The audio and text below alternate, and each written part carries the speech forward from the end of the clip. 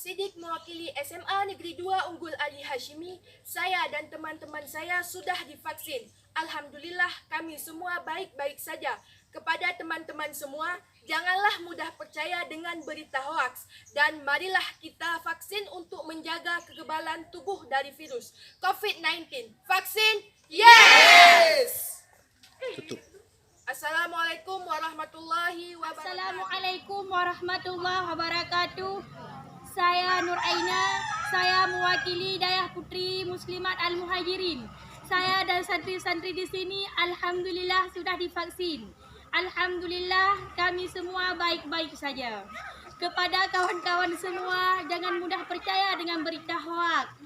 Dan marilah kita vaksin untuk menjaga kekebalan tubuh dari virus COVID-19. Takbir! Assalamualaikum warahmatullahi wabarakatuh.